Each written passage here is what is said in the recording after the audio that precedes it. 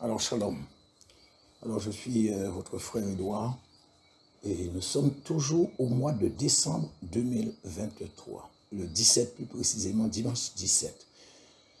Alors, je voulais déjà d'entrée souhaiter la bienvenue à tous ceux qui ont rejoint la chaîne en tant que nouveaux abonnés et également à ceux qui vont bientôt nous rejoindre sur Jésus-Christ Révélation TV, Edouard Vidocin. Et je profite pour dire à ceux qui écoutent et qui veulent s'abonner, faites-le. Ceux qui veulent partager, faites-le. Ceux qui veulent liker, faites-le. Alors, il suffit simplement d'appuyer sur le pouce en l'air en bas de la vidéo. Ça permet à l'algorithme de YouTube de bien noter la vidéo et de faire monter sa cote. Et par conséquent, plusieurs pourront la voir. C'est aussi une façon de propager la parole, car liker égale partager, même si c'est indirectement. Bien sûr, ça ne vous empêche pas aussi de partager avec vos contacts. L'un n'empêche pas l'autre. Alors, tout ce que nous faisons pour l'œuvre du Seigneur est noté et récompensé par le Seigneur lui-même. Et je me souviens la dernière fois vous avoir dit, ce n'est pas un spot publicitaire, c'est la vérité. Voici que je viens et mes récompenses me précèdent, c'est ce qui est écrit. Et que le Seigneur bénisse tous ceux qui se dévouent pour sa cause en propageant sa parole et en mettant sa pierre à l'édifice, et par conséquent tout ce qui peut faire connaître son nom, ce qui peut aider à l'avancement de son royaume et de son règne sur cette terre, et sauver les âmes, car c'est ça notre objectif. Alors, merci à tous ceux qui me soutiennent dans cette œuvre par la prière, que le Seigneur vous bénisse pour le cœur que vous mettez, et que cet esprit d'abnégation qui vous caractérise tant reste indéfectible à la cause du Seigneur et pour son service. Alors, merci pour tous ceux qui m'encouragent par leurs commentaires. Certains messages que je traite sont extrêmement difficiles, très compliqués, je vous l'ai déjà dit, et vous le savez. Mais en plus, c'est assez délicat et ce n'est pas toujours évident. Alors, j'essaie simplement de donner de mon mieux pour aller un peu plus loin chaque jour, un peu plus en profondeur avec les thèmes que je développe par la grâce, et avec la grâce du Seigneur et par la vertu du Saint-Esprit. Merci Père pour ta parole. Accompagne ceux et celles qui sont réceptifs et réceptives, qui veulent vraiment connaître ta parole un peu plus, afin qu'ils puissent bien assimiler ce qui sera dit et que les talents que tu m'as donnés puissent porter encore plus de fruits au nom de Jésus-Christ de Nazareth. Amen. Et nous n'allons pas perdre de temps, nous allons continuer notre enseignement avec cette troisième vidéo sur la statue du roi de Babylone. Donc, comme je vous l'ai dit dans les deux premières vidéos, le but de cet enseignement est de vous faire connaître le nom des 10 nations qui composent les orteils de la statue que le roi de Babylone a eu en vision. Et ça, c'est dans Daniel chapitre 2. Également, de vous faire voir à quelle année. Donc, c'est de tomber sur l'année précise où ce bloc de 10 nations s'est constitué. Et en tout dernier lieu, vous faire voir la portée prophétique qui va nous amener à l'année 2024, dans laquelle nous serons très bientôt. Donc, c'est moins de 15 jours. Hein. Et comme je vous l'ai également dit, il y a une similitude avec des songes qu'avait reçus Pharaon, qui après interprétation de Joseph, il s'est avéré qu'il s'agissait en réalité d'un seul et même songe. Et je vous ai dit que c'était la même chose pour le roi de Babylone. Et maintenant, chargement de vous démontrer bibliquement l'indissociabilité des deux songes qu'il a reçus et qu'il était impossible de connaître ces 10 nations en question si on ne peut prouver les faits bibliquement. Et je le redis une dernière fois, tous ceux qui ne vous prouveront pas par un rapport, un lien qu'ils pourront faire entre ces deux songes, s'ils ne peuvent pas vous prouver que ces deux songes sont un seul songe pour arriver à vous lister les 10 nations, eh bien, je vous l'ai déjà dit et je le répète, c'est qu'ils sont passés par la case interprétation. Alors, je sais que certains sont forcément agacés de voir que je ne vais pas à l'essentiel, mais je pense également que cela pourrait aider d'autres, ceux qui veulent comprendre, connaître comment aborder et traiter le volet prophétique dans la Bible, parce que effectivement il y en a beaucoup et nous sommes justement très concernés en ces temps de la fin, et il y en a effectivement qui ont besoin de savoir comment s'y prendre pour arriver à comprendre une prophétie. Donc c'est pour ça que je fais tout ce que je fais là. Je ne peux pas aller à l'essentiel directement, c'est pas possible.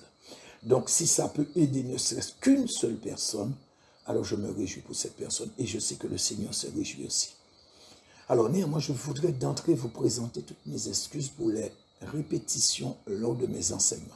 Alors certainement, ça doit être assez désagréable pour certains Et je comprends. Moi, personnellement, ça arrive que j'écoute une vidéo que j'ai postée pour voir si ça va. Et je vous assure, je trouve effectivement qu'il y a certains moments, ouais, je répète un petit peu trop. Mais paradoxalement, j'ai eu à lire le commentaire d'une sœur qui me disait, après que j'ai présenté mes excuses, parce que je l'avais déjà fait une première fois, dans une vidéo, pour les trop nombreuses répétitions, les phrases redondantes, c'est vrai, c'est un petit peu, c'est d'un genre quoi. Et cette sœur m'a dit, donc elle m'a écrit un commentaire que non, même que c'était nécessaire, donc mes répétitions c'était nécessaire. Mais tout le monde ne voit pas les choses de la même manière parce que j'ai reçu un texte d'une sœur récemment là, je crois que c'est cette semaine, et elle me disait que qu'effectivement sur l'enseignement, le deuxième volet, la vidéo 2 de cet enseignement, que je me répétais beaucoup trop. Alors je dirais que je suis d'accord avec les deux. Mais j'avais déjà dit, pas qu'une fois, pas que deux fois, dans quelle situation que je suis et comment c'est difficile pour moi d'arriver à bien faire. Mais extrêmement difficile de structurer, je dirais même pas de bien structurer, mais ne serait-ce que de structurer pardon, un message. Il y a une pathologie derrière ça. Et je peux vous dire que ce n'est pas de gaieté de cœur que je le fais, surtout que je suis très perfectionniste sur les bords, je vous le dis. Donc, je me rends compte, j'essaie de faire de mon mieux, mais bon, pour le moment, qu'est-ce que je peux dire sinon, je suis impuissant. Donc, je vais continuer à attendre l'intervention du Seigneur pour être délivré de cette situation qui dure quand même depuis assez longtemps, et voir avec l'aide du Saint-Esprit comment je peux arriver à trouver un juste milieu pour ne pas trop répéter et en même temps pour répéter suffisamment pour que certains puissent non seulement bien comprendre le message, mais surtout arriver à retenir l'essentiel et si besoin est, pouvoir expliquer à ceux qui peut-être auraient des difficultés à connaître, à comprendre ou à suivre mon message ou peut-être qu'ils ne l'auraient jamais entendu. Et nous allons effectivement continuer nous allons entrer dans le vif du sujet, hein, mais pas sans au préalable vous avoir donné un court résumé de la vidéo 2, et là nous pourrons continuer. Alors, nous avons vu que le roi de Babylone a vu dans une vision nocturne un grand arbre dont la cime touchait les cieux, et que les magiciens et autres marabouts qui étaient à son service n'avaient pas pu lui donner l'interprétation, et qu'en finalité, c'est Daniel qui lui avait révélé ce que cela voulait dire. Et ça, c'est dans le chapitre 4 de Daniel. Oui, chapitre 4, c'est bien ça. Mais avant ça, donc le chapitre 2, il avait aussi eu un songe, une vision nocturne, et il ne s'en souvenait plus. Et c'est effectivement encore Daniel qui lui a donné la révélation. Et cette vision parlait d'une grande statue qui était quand même assez effrayante et que le roi a vue. Et nous allons commencer la vidéo 3 avec l'interprétation par Daniel, parce que nous avons lu la dernière fois ce que Daniel lui a révélé concernant cette statue. Et là, nous allons entrer avec l'interprétation que Daniel lui a donnée. Et c'est dans Daniel chapitre 2. Les versets 37 à 45. Donc, je lis pour vous. Alors, Daniel lui dit, verset 37, « Ô roi, tu es le roi des rois, car le Seigneur des cieux t'a donné l'empire, la puissance, la force et la gloire. » Verset 38, « Il a remis entre tes mains en quelques lieux qu'ils habitent les enfants des hommes, les bêtes des champs et les oiseaux du ciel, et il t'a fait dominer sur eux, c'est toi qui es la tête d'or. » Verset 39, « Après toi, il s'élèvera un autre royaume, moindre que le tien, puis un troisième royaume, qui sera d'airain et qui dominera sur toute la terre. » Verset 40. « Il y aura un quatrième royaume fort comme du fer, et de même que le fer brise et rompt tout, il brisera et rompra tout, comme le fer qui met tout en pièces. » 41. « Et comme tu as vu les pieds et les orteils en partie d'argile, de potier en partie de fer, ce royaume sera divisé, mais il y aura en lui quelque chose de la force du fer, parce que tu as vu le fer mêlé avec l'argile. » Verset 42. Et comme les doigts des pieds étaient en partie de fer et en partie d'argile, ce royaume sera en partie fort et en partie fragile. 43. Tu as vu le fer mêlé avec l'argile parce qu'ils se mêleront par des alliances humaines mais ils ne sont point unis l'un à l'autre, de même que le fer ne s'allie point avec l'argile. 44. Dans le temps de ces rois, le Dieu des cieux suscitera un royaume qui ne sera jamais détruit et qui ne passera point sous la domination d'un autre peuple. Il brisera et anéantira tous ces royaumes-là et lui-même subsistera, j'ai du mal à lire aujourd'hui, éternellement. C'est ce qu'indique la pierre que tu as vue se détacher, donc verset 45, de la montagne sans le secours d'aucune main et qui a brisé le fer, l'airain, l'argile, l'argent et l'or. Le grand Dieu a fait connaître au roi ce qui doit arriver après cela. Le songe est véritable et son explication est certaine. Parole du Seigneur. Donc, nous pourrons dire en gros, il s'agit d'une immense statue composée de plusieurs types de matériaux, donc du plus noble, l'or, au plus vil, l'argile. Et chaque partie de la statue représente un roi et son royaume, mais également un roi ou son royaume. Alors comprenez bien, et c'est très important, je ne me suis pas arrêté, je ne me suis pas contenté juste à dire un roi et son royaume, mais j'ai ajouté également un roi ou son royaume. Alors pourquoi cette précision? Parce que si je dis un roi et son royaume tout court, ça pourrait laisser à comprendre que dans le songe de l'arbre, que c'est uniquement le roi qui est conservé et que l'empire babylonien ne l'est pas. Mais quand je dis également un roi et son royaume, cela voudrait dire, ah non, c'est plutôt un roi ou son royaume, cela veut dire que ceux qui se rapportent au roi pourraient également engager son royaume, donc ils peuvent devenir indissociables l'un par rapport à l'autre en fonction des circonstances et des situations. Et dans la suite, je vous ferai voir l'importance de ce que je viens de vous dire et je continue à vous faire voir certains points d'accord qui relient les deux songes et pour finalement donner le double accomplissement dans le domaine prophétique et la portée finale. Alors, si nous analysons les versets 37 et 38, Daniel lui dit « Ô roi, tu es le roi des rois, car le Dieu des cieux t'a donné l'empire, la puissance, la force et la gloire. Il a remis entre tes mains en quelque lieu qu'ils habitent, les enfants des hommes, les bêtes des chiens, les oiseaux du ciel, et il t'a fait dominer sur eux tous, c'est toi qui es la tête d'or. » Mais dans tout ça, il y a juste une toute petite partie que nous pouvons exploiter, enfin par rapport à notre enseignement. Donc voilà la partie qui nous intéresse. La tête d'or, c'est toi, ô roi. Effectivement, le roi de Babylone, selon le verset 38, est la tête d'or. Donc Daniel n'a pas dit que la tête était l'empire babylonien ou le royaume babylonien, mais il dit la tête d'or, c'est toi, ô roi. Donc il s'adresse directement au monarque. Mais étrangement, au verset 39, il va dire, il y aura après trois autres royaumes. Donc Daniel lui dit qu'il y aura trois autres royaumes après lui. Et c'est là que réside toute la finesse et toute la subtilité des propos de Daniel. On peut ignorer cette toute petite partie du verset et la considérer comme des mots sans grande valeur ou sans grande importance, une phrase anodine en fait dans cette révélation. Mais moi je vous dis le contraire. Si nous ne sommes pas vigilants, on pourrait facilement passer complètement à côté de la portée de cette prophétie.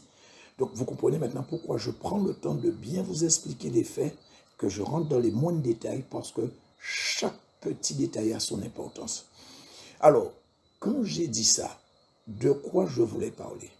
Pour bien comprendre, concentrez-vous sur la suite de ce que Daniel dit et vous allez voir étrangement comment il décrit les autres parties de la statue, de la statue au verset 39.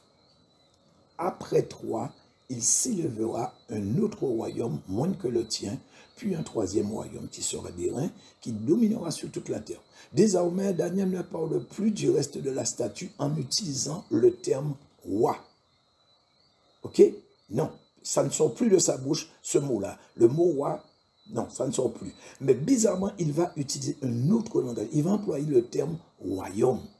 Et je peux vous dire que ça n'a pas été dit au hasard.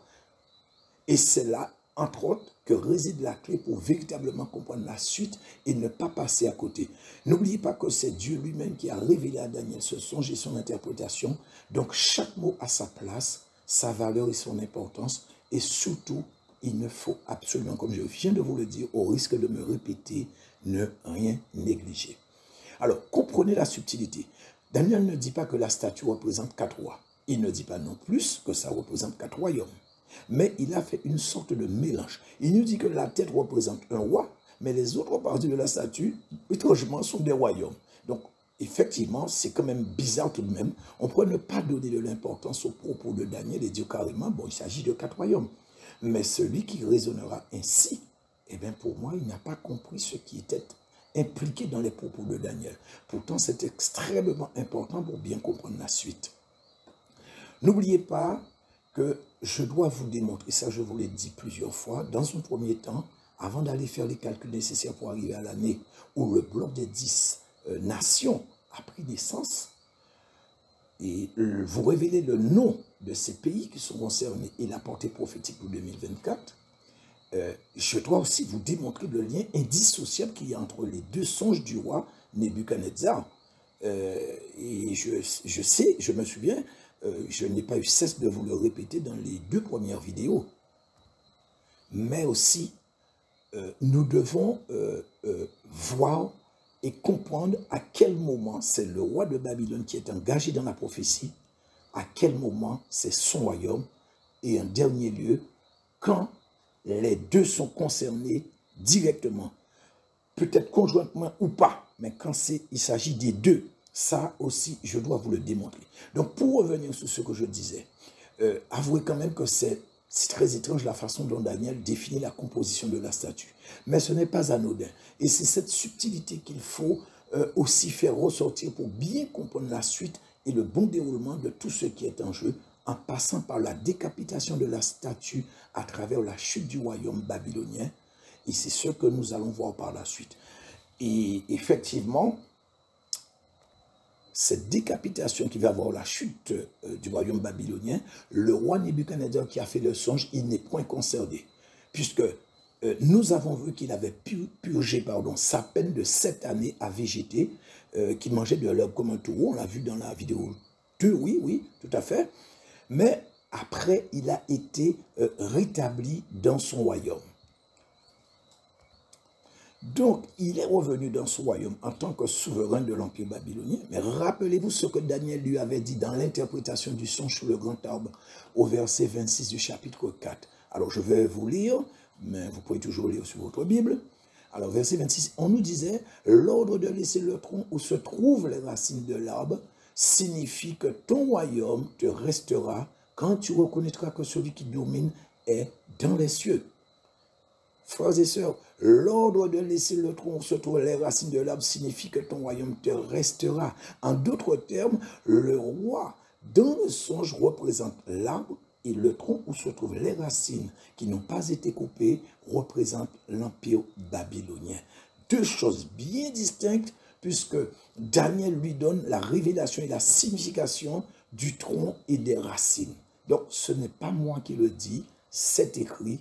Prenez votre Bible et vérifiez. Daniel 4, 26, c'est ce que vous allez voir qui est écrit dedans. Donc, nous avons encore une déclaration de Daniel qui prouve de manière irréfutable et indiscutable l'indissociabilité du roi et de son royaume dans ce son sous le grand arbre. Mais le plus important pour notre enseignement, et sur ce que je voulais vous démontrer, le fait que les 2 songes reçus par le roi de Babylone sont en réalité un seul et même songe, comme pour Pharaon. Je vous l'avais aussi dit, c'est ça, et je m'en souviens. Par conséquent, tout ce que le roi allait faire par rapport à ces 2 songes allait avoir un impact sur lui, mais à certains moments et dans certaines circonstances, il allait impliquer son royaume dans tous ses engagements.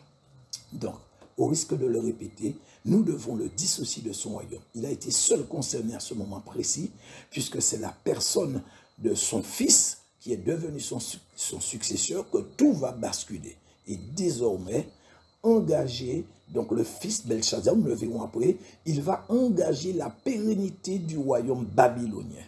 Et ça ne fera que confirmer ce que je vous ai dit, et d'ailleurs ce que nous avons vu dans le verset 26 du chapitre 4.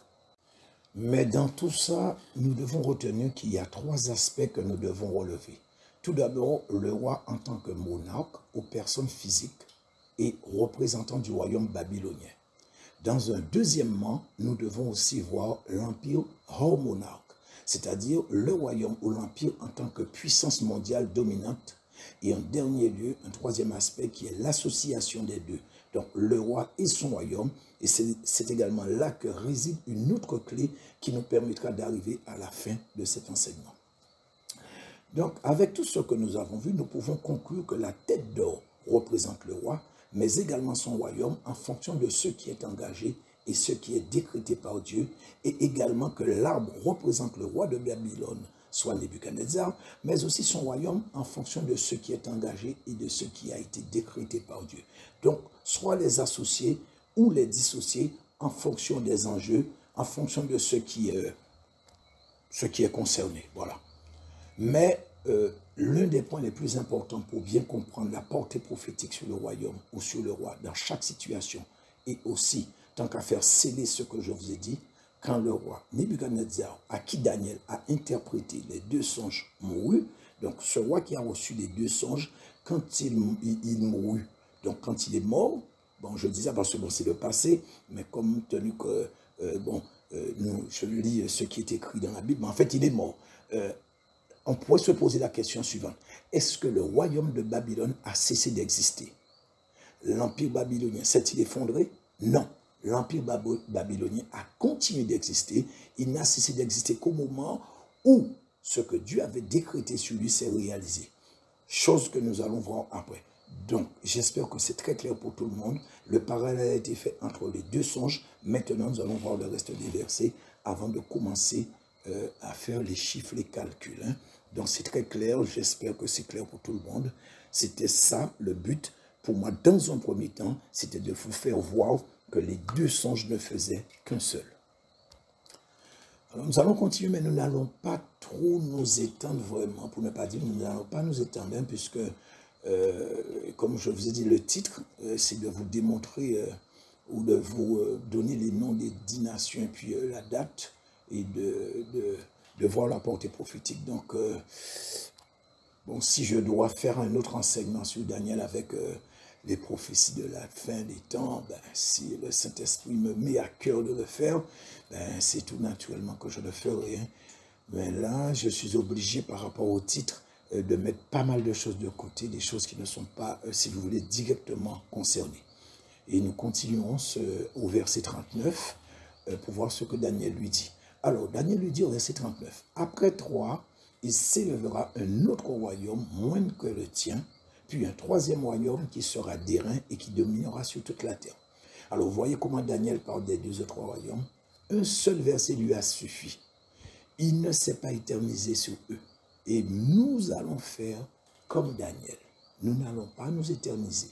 D'ailleurs, ils n'ont pas d'utilité pour notre enseignement.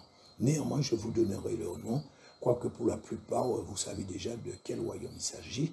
C'est le royaume, ou c'était le royaume des Mèdes et des Perses. Donc c'est ce royaume-là qui est en deuxième position et qui correspond à l'Iran de nos jours. Et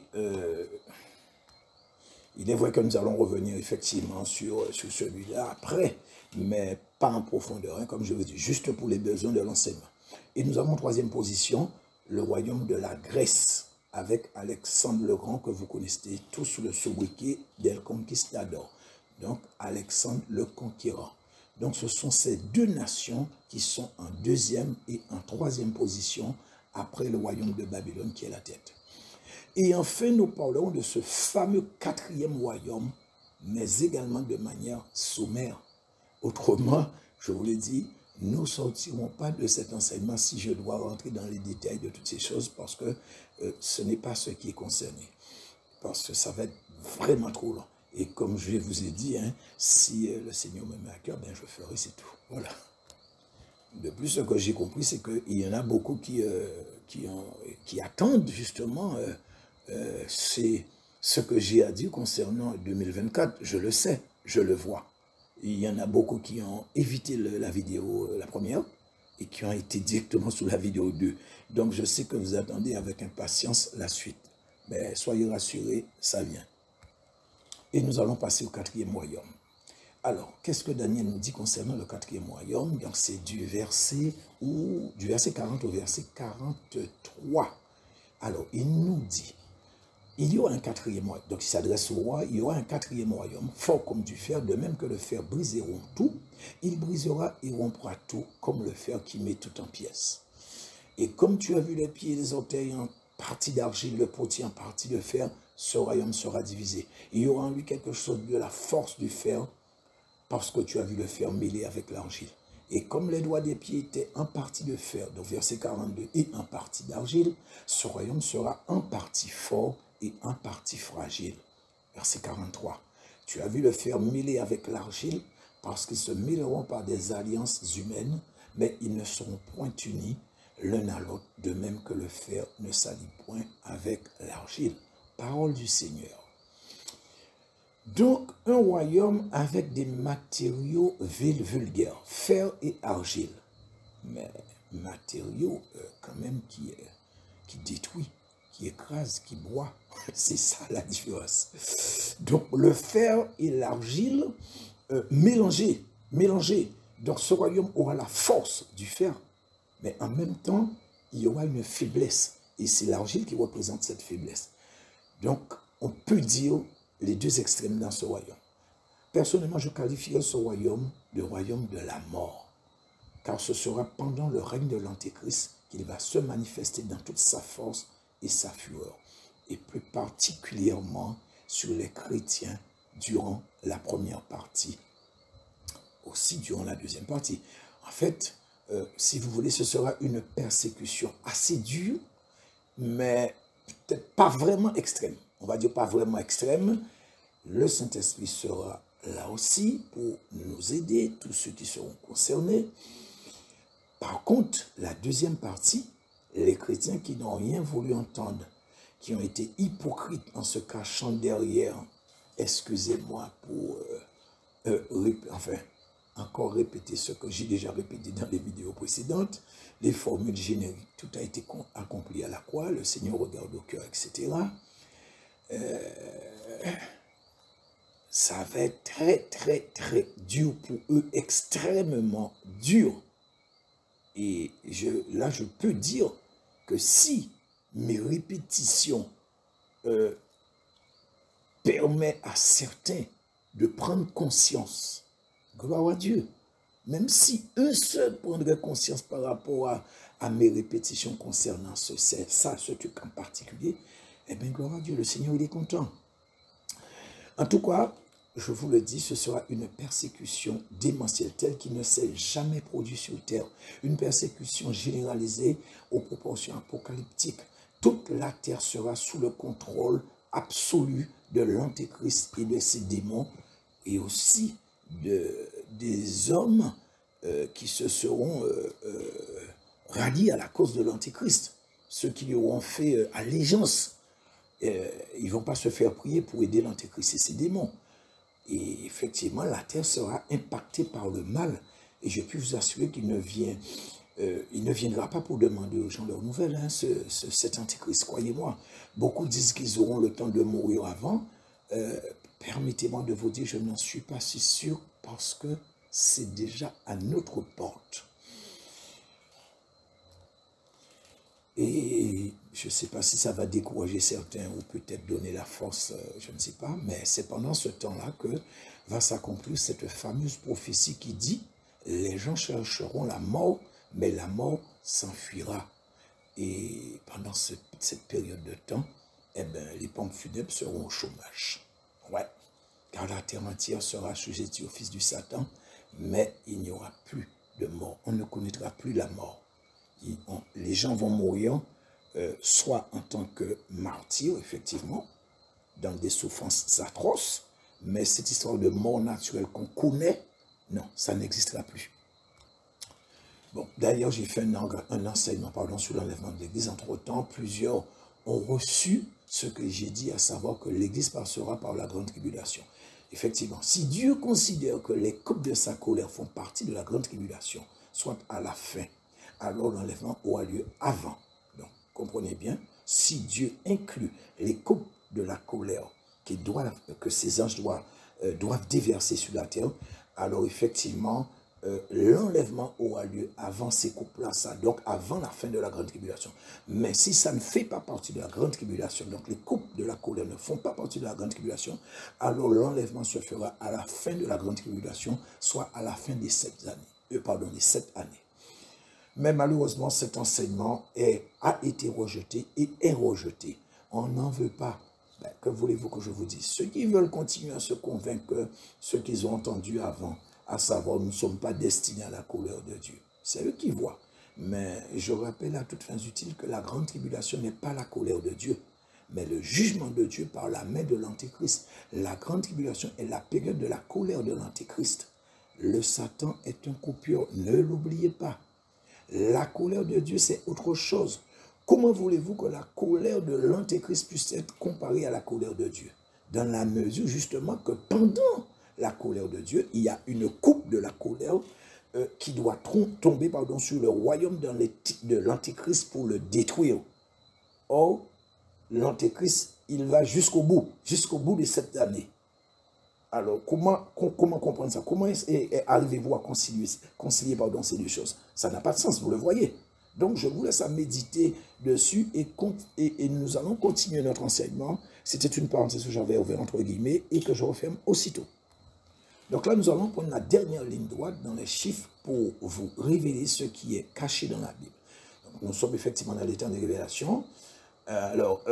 Comme je vous l'ai dit, je le répète encore, ce que j'enseigne, c'est le fruit de mes méditations et ce que je pense que le Saint-Esprit m'a permis de comprendre. Ok? Et donc, nous allons continuer afin de démontrer la duplicité de ce songe prophétique et de son accomplissement. C'est-à-dire, il doit y avoir effectivement 2 accomplissements, comme je vous l'avais dit. Or, nous avons déjà vu le premier accomplissement sur la personne du roi Nebuchadnezzar en tant que représentant du royaume aux personnes physiques. Maintenant, nous allons voir sur son royaume, le royaume de Babylone, l'empire babylonien même, et c'est ce qui va nous amener à ces fameux orteils de la statue et ce qu'il représente par rapport à cette prophétie de Daniel pour les temps de la fin et pour arriver, comme je vous ai dit, à nos jours.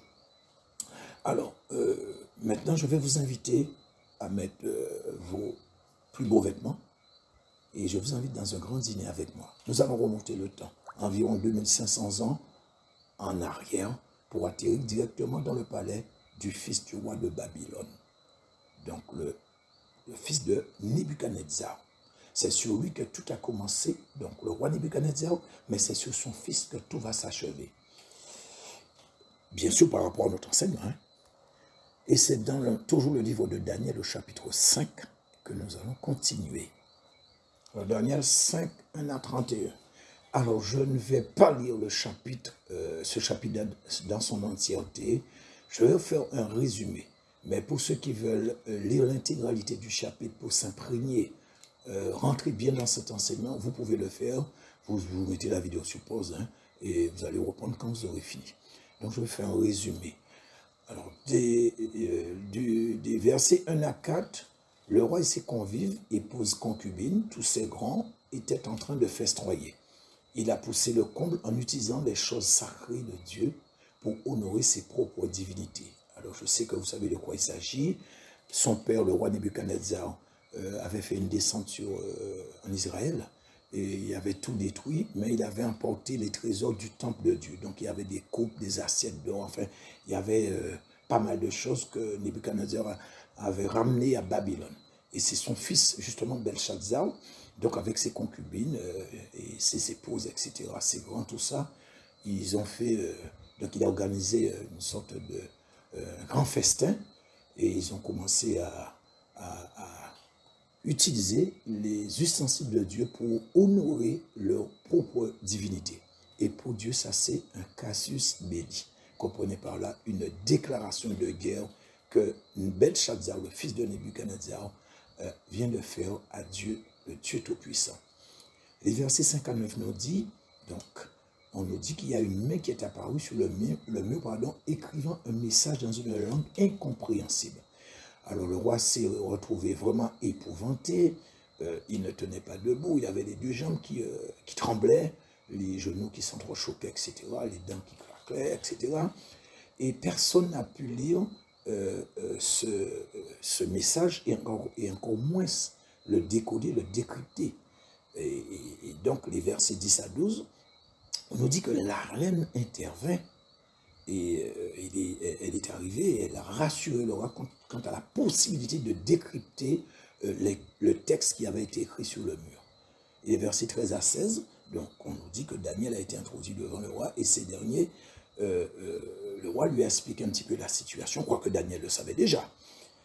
Les versets 17 à 24. Alors Daniel entreprit un discours sentencieux contre le roi et lui rappelant que son père, le roi Nebuchadnezzar, avait été puni par Dieu à cause de son orgueil et que lui, Belshazzar, le sachant, n'a pas agi avec sagesse, mais s'est révélé pire que son père. Alors, vous voyez encore, Daniel rappelle à Belshazzar ce qui est arrivé à son père, qui avait été pendant 7 ans puni par Dieu, et que c'était effectivement cet arbre qui était concerné dans un premier temps, qui représentait son père Nebuchadnezzar. Il avait été puni, le roi, en tant que personne physique. Et Daniel, là maintenant, est en train de lui dire oui, mais il y a une sorte de jugement qui pesait depuis à ce moment-là sur le royaume de Babylone. Donc ton père a été touché dans sa chair, donc il a payé déjà dans un premier temps en restant 7 ans à végéter, mais cette fois-ci, ça a une autre portée. La portée que ça dépasse l'imagination du roi Belshazzar. En fait, il ne s'attendait pas à ça. Et les versets 25 à 29, effectivement, Daniel interprète le message sur le mur et annonce une terrible nouvelle au roi. Et effectivement, ce roi va payer son audace de sa vie. Et effectivement aussi, il a entraîné son royaume dans sa chute. Le glas avait sonné. Et les versets 30 à 31 nous dit, ou 30 et 31 nous dit, dans son premier temps, le roi Babylone est tué. Dans un deuxième temps, c'est la chute du royaume de Babylone. Par conséquent, la statue qu'avait rêvée le roi Nebuchadnezzar, son père, a été décapité. Le tronc et les racines de l'arbre ont été également détruits à ce moment précis. Donc, ça, bon, quand je dis à ce moment précis, c'est vrai, Daniel lui dit, mais ça va se faire au courant de la nuit. Et effectivement, durant cette nuit-là, c'est le deuxième royaume que nous avons vu, donc le royaume des Mèdes et des Perses, avec à sa tête Darius. C'est ce royaume-là qui va succéder à l'Empire babylonien et devenir la première puissance mondiale à la place de Babylone. Souvenez-vous ce que je vous avais dit, qu'un royaume n'existe plus quand il a été vaincu ou quand il a été détruit. Le roi Nebuchadnezzar n'avait pas été vaincu ni détruit, il avait été écarté pendant un temps. Il est revenu, mais cette fois-ci, c'est fait, la messe est dite comme on dit, les rideaux sont baissés, sont tirés, et puis voilà. Alors nous allons nous arrêter ici et nous verrons dans une dernière vidéo, tous les chiffres, avec les supports et versets à l'appui qui m'ont permis de comprendre cette prophétie avec la grâce du Seigneur. J'espère que je pourrai vous mettre ça en ligne d'ici le week-end prochain, parce qu'au moment où je vous parle, ils ont encore joué sur mon PC à distance. Tout ce que j'ai comme appareil dans la maison capte, enfin les différents appareils réceptionnent le Wi-Fi, mais étrangement, mon PC ne reçoit plus le Wi-Fi, le signal. C'était la même chose la semaine dernière. J'ai dû faire par quelqu'un qui est informaticien, quelque chose que j'arrivais à faire, j'ai essayé de le faire, je ne suis pas parvenu, ça m'a échappé, je ne me souvenais plus, et donc cette personne l'a fait pour moi. Je me retrouve encore dans la même situation, sauf que je ne me souviens plus ni de ce que je faisais avant, ni de ce qu'il a fait pour moi. Donc par conséquent, aujourd'hui dimanche 17 décembre 2023, je ne peux même pas vous mettre cet enseignement en ligne. Donc quand je vous dis de prier pour moi, je ne le dis pas en vain. Ils ont encore frappé, mais Dieu est plus fort et je garde confiance. Soyez bénis et à très bientôt pour la dernière vidéo. Et surtout, n'oubliez pas de vous abonner.